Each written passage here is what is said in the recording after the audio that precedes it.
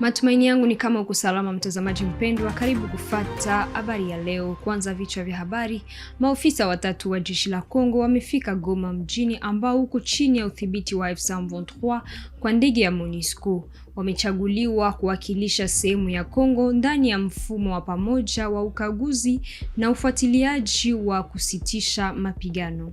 Wapiganaji wa Twirwaneho wa shirika wa M23 wanadai kuchukua tena udhibiti wa maeneo ya Ese katika wilaya ya Mwenga na Kiseke katika wilaya ya Fizi. Kulingana na vyanzo vya eneo na utawala, jeshi la Kongo na wazalendo wameondoka katika nafasi hizo baada ya mapigano.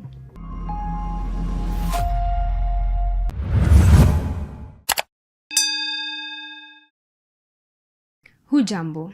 Maofisa watatu wa jeshi la Jamhuri ya Kidemokrasia ya Kongo wamefika Goma, makao makuu ya mkoa wa Kaskazini Kivu, kwa ndege ya taifa la Umoja wa Mataifa ya kuimarisha amani nchini Kongo. Wamechaguliwa kuwakilisha sehemu ya Kongo ndani ya mfumo wa pamoja wa ukaguzi na ufuatiliaji wa kusitisha mapigano, muundo unaohusika na kufuatilia utekelezaji wa makubaliano ya amani ya Doha na Washington katika mgogoro unaohusisha. Maafisa watatu wa jeshi walikuja Goma kwa ajili ya kushiriki katika mfumo wa pamoja wa uhakiki na ufuatiliaji wa kusitisha vita unaolenga kufuatilia utekelezaji wa makubaliano ya kusitisha mapigano yaliyofikiwa katika mchakato wa Doha.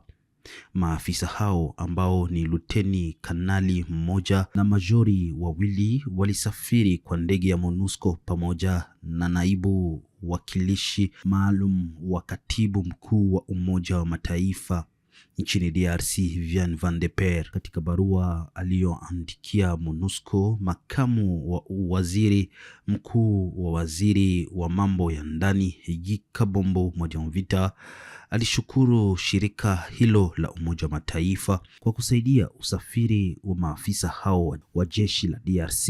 Mimi nashukuru MONUSCO kwa kubalia kuwezesha kupitia ndege ya tarehe 13 Julai mwaka 2026 usafiri wa maafisa watatu wa jeshi letu walioteuliwa kuwakilisha DRC ndani ya mfumo wa MCVE+, aliandika waziri huo.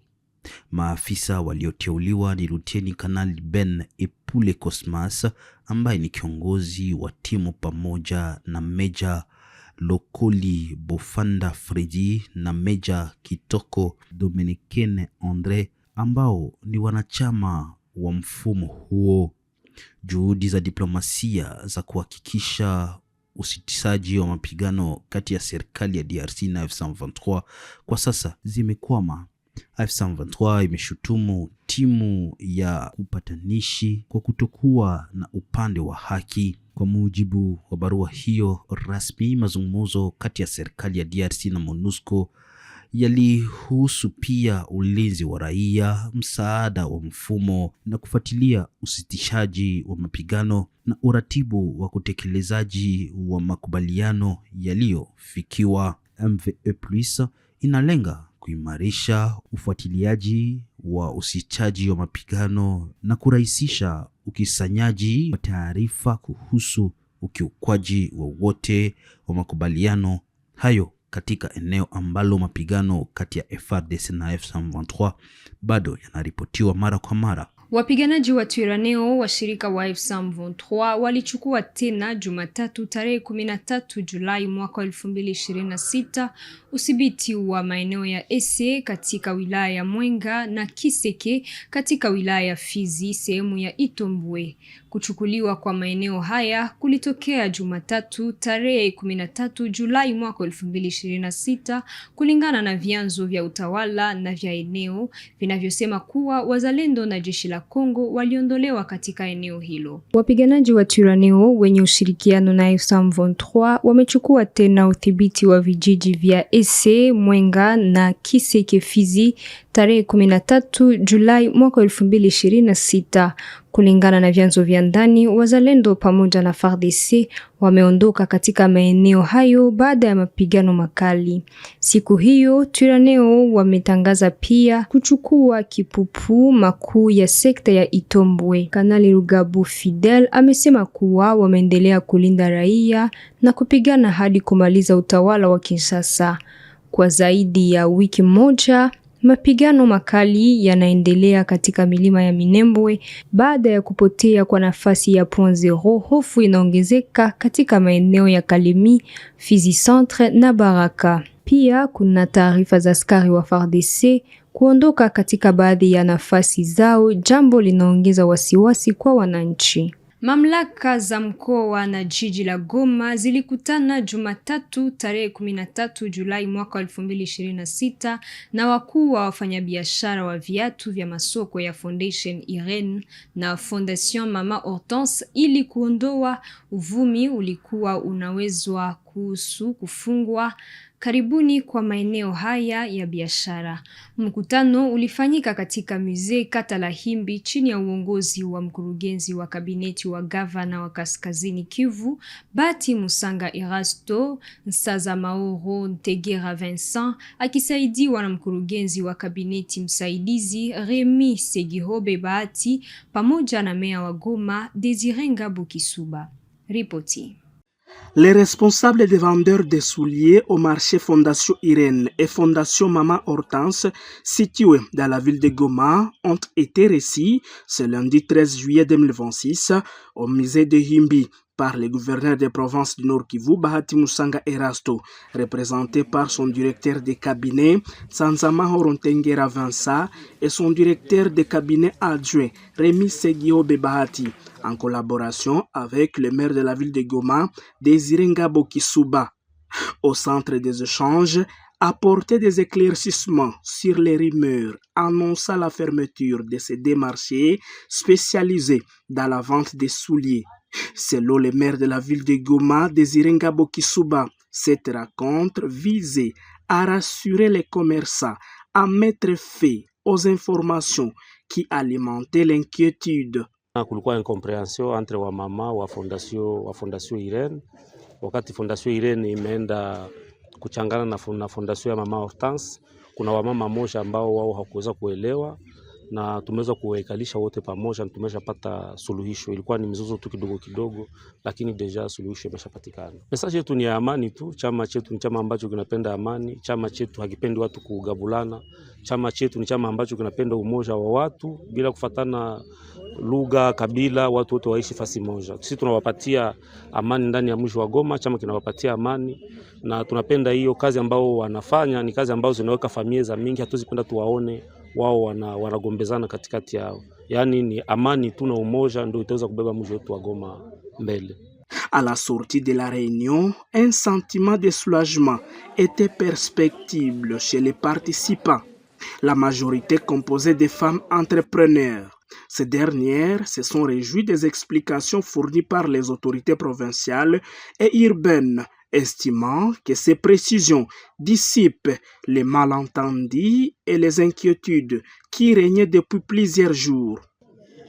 Niko mchuruzi wa viato, niko presidente wa soko ya kanisa la Mungu, ni association banaita Mivesige. Ile Mivesige na kreye soko njo marché de la liberté.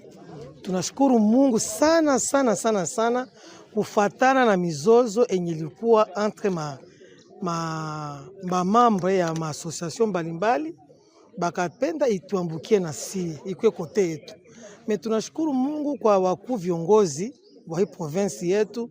Tunasema Mungu awabariki paske biko banakaribia ba mama na banasikia kila mtu kwa makini na banalamula bitu sawa sawa na ngizi balisikia na ngizi binaonekana.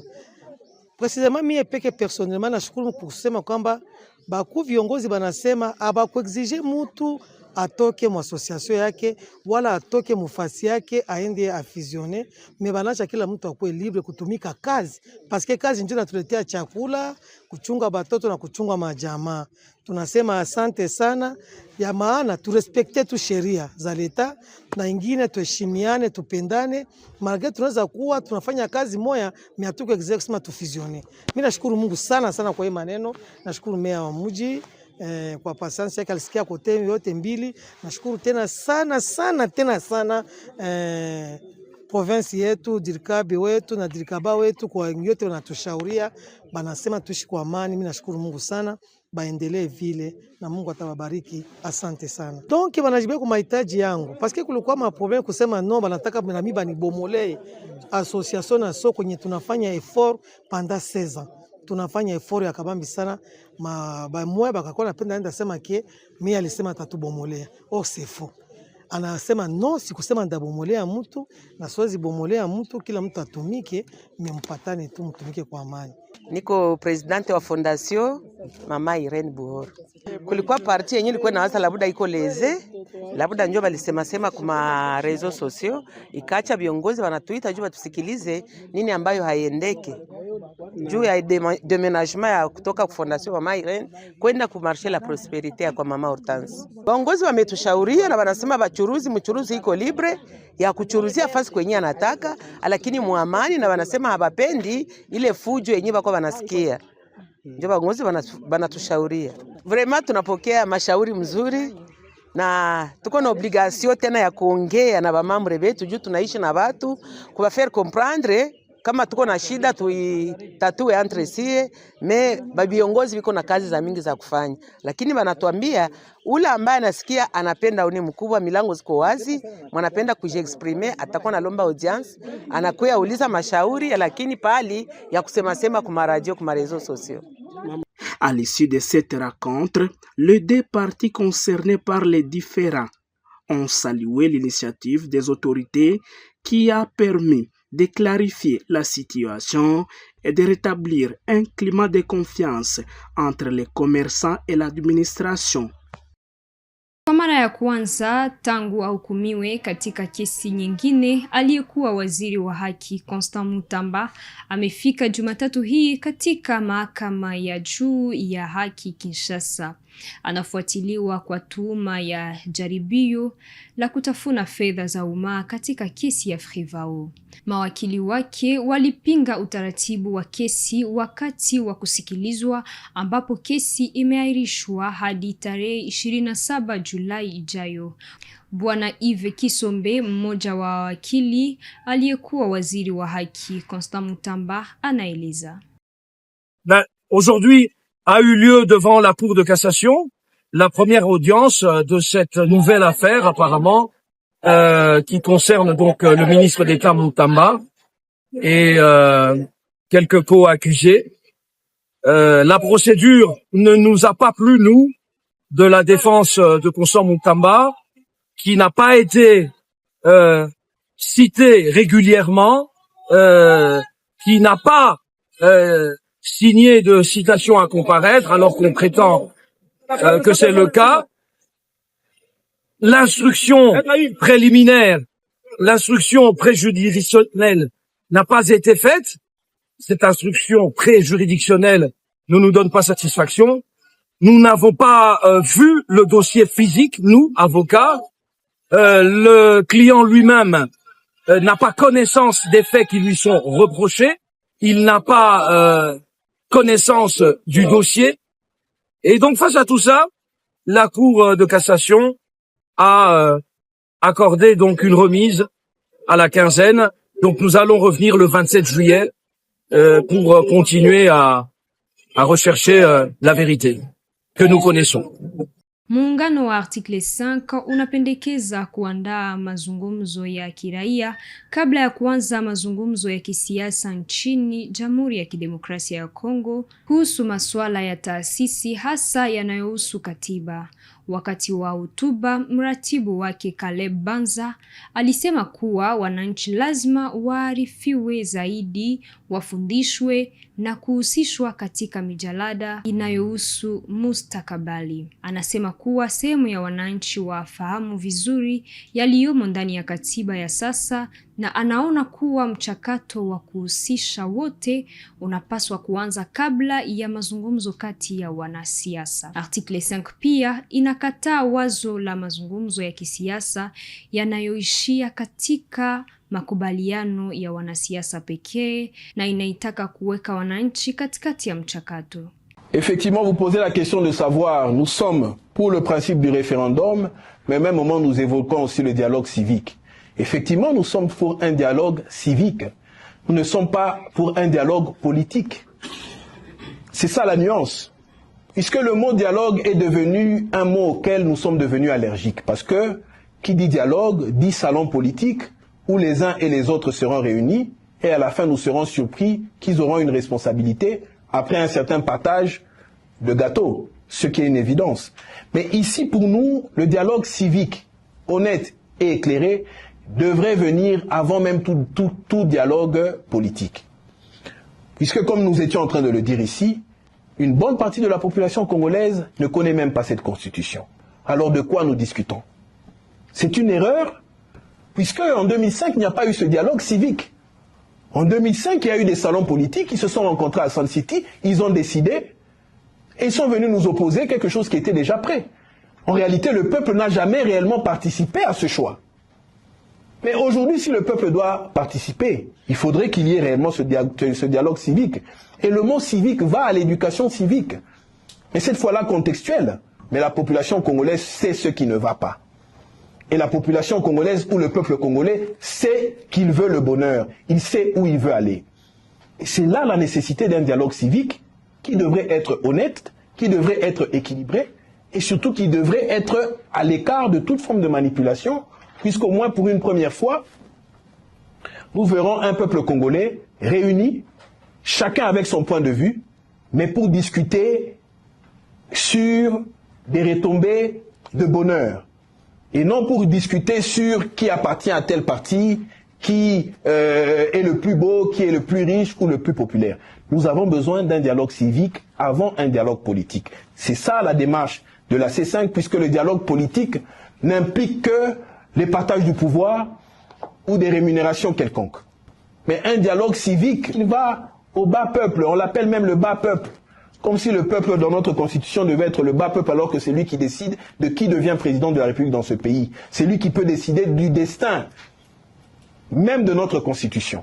Alors, à ce peuple, nous exigeons qu'il y ait une considération particulière, qu'il y ait une attention particulière pour le faire participer en amont, avant toute réunion politique, avant toute orientation politique ou politicienne, que le peuple d'abord soit considéré à juste titre, et nos pensées vont à la population du Nord et du Sud Kivu, qui subit les affres de l'agression rwandaise avec leur supplétif du M23. Nous espérons que le gouvernement fera tout ce qu'il faut avec les moyens qui sont à leur disposition pour mettre fin à cette guerre, de sorte à ce que ce débat civique obtienne la participation de tout le peuple congolais avant tout dialogue politique quelconque. Wagonjwa wa Ebola katika kituo cha mratibu cha Rwampara kando la jiji la Bunia wanakabiliwa na hali ngumu ya huduma baada ya kusimamishwa kwa shughuli za baadhi ya wafanyakazi waliohusika na mapambano dhidi ya ugonjwa huo. Wafanyakazi hao wanadai malipo ya mishahara ya wiki kadhaa na wanaeleza kuwa hawawezi kuendelea kazi kwa hali ya sasa. Mgonjwa mmoja anayehudumiwa katika kituo hicho anatoa ushuhuda wake kuhusu hali ya maisha ndani ya kituo. Kwa shughuli leo Kenya nashangaza wewe sana iko na kitu gani hapa kusetenga? Kitu yenyewe nashangaza ni sana na watu wengine vile. Tunakonstate hapo sasa banganga hapa hospitali. Iko na banganga wengine biko pita mbalimbali biko wanasema biko na probleme ya greve. Kitu yenyewe nashangaza tena sana iko nini? Iko na bagonjwa nye balifika jana, pengine banafika hata leo, eta yabo kumubaya sana. Kuna bengine tuko asikia vile sauti au biko itaita mganga basi biko ikala pale dawa pana panganga pana hapa ndani ya nini ndani ya centre ya treatment. Cause ya absence hapo kwa nini? Cause absence hapa anasema iko greve, itabasha kwa maneno ya franga basi. Itabasha kwa maneno ya franga basi anasema iko greve. Alors tunajua kama greve iko inakuwa tu problem ya lari. Alors bagonjwa vile bado etia dawa, chakula, nini, kitu mingi. Ile sasa fait combien de temps ile maneno unajiproduire hapa kusete? Hiyo depuis siku gani? Iko depuis leo. Iko tu depuis leo. Mambo depuis tulifika hapa balikamata sweat mzuri sana ndio natia vile biko ongea hivi. Sasa leo tu banganga pana, mimi na regrete sana. Sora bagonjwa nye bado pona biko kabisa balifika jana na benye balifika leo. Proposition yako unaweza kuwa namna gani? Hivi bapata solution. Na bakubwa unaweza kuproposer nini? Mambo solution inaomba atuka bakubwa batafute solution urgemment isipite ta 48 heures. Juu iko maneno ya malali deja sante ya batu ko deja a danger. Kama bapa napata solution bio ndio naomba barudisha banganga ndani ya droit yabo ili bafike vile watunze bagonjwa. Ile tu maneno ingine pana. Asante. Ndio. Mwisho wa habari za leo kwenye Kivu Morning Post TV. Tunakushukuru mtazamaji mpendwa kwa kutufuata mwanzo hadi mwisho. Tukutane siku ijayo.